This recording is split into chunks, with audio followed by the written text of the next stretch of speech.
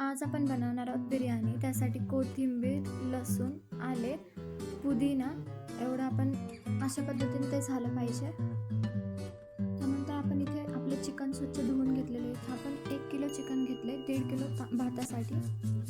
त्यानंतर आपण जे मिक्सरमध्ये बारीक केलेलं ते सगळं आपल्या चिकनला लावून घ्यायचं आहे. आपल्याला यामध्ये मीठसुद्धा टाकायचं आहे. अशा पद्धतीने आपलं मिक्स करायचं आपण. आता यामध्ये आपण दही टाकूयात थोडंसं.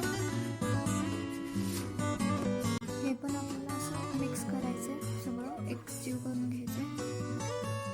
चिकन मसाला, मटन मसाला हे सुद्धा आपण मिक्स करायचं आहे. धना पावडर घ्यायची थोडीशी, ती त्याच्यामध्ये टाकून ती सुद्धा मिक्स करून घ्यायची आपल्याला.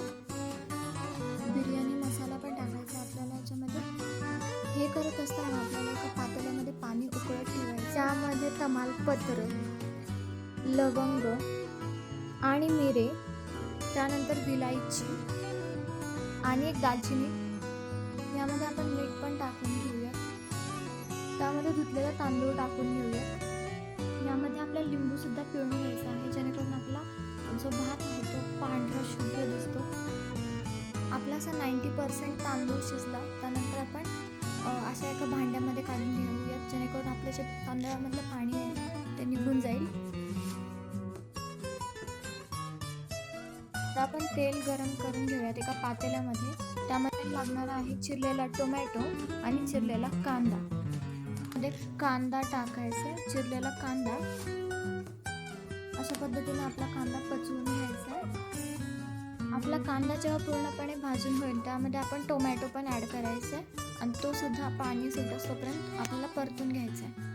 आपला टोमॅटो पचल्यानंतर आपण यामध्ये आपण जे चिकन मॅरिनेट करण्यासाठी ठेवून दिलेलं ते यामध्ये टाकून शिजवून घ्यायचं आहे.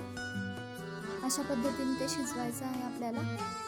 आता आपल्याला त्याच पातेल्यामध्ये थर द्यायचे आहेत. तर त्यासाठी आपल्याला पहिल्यांदा सगळ्यात आधी राईसचा थर द्यायचा आहे.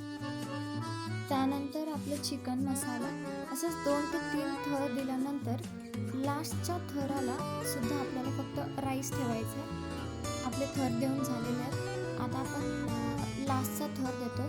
त्यानंतर शेवटचा थर हा भाताचा थर द्यायचा. त्यामध्ये आपल्याला पुदिना, कोथिंबीर आणि कांदा वरती गार्निशिंगसाठी टाकायचा. कांदा म्हणजे आपण बाजूला तळून घेतलेला कांदा तो टाकायचा आहे आणि कोथिंबीर.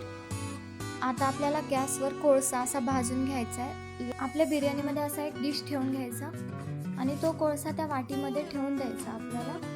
आणि त्या कोळशाच्या वरती आपण 1 चमचा तूप घालायचं आणि तूप घातल्यानंतर लगेचच त्याच्यावरती झाकण ठेवून द्यायचं, जेणेकरून तो स्मोक बाहेर जाणार नाही.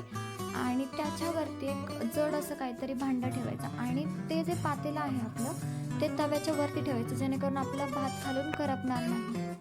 आणि वाफ आल्यानंतर आपली बिर्याणी तयार आहे.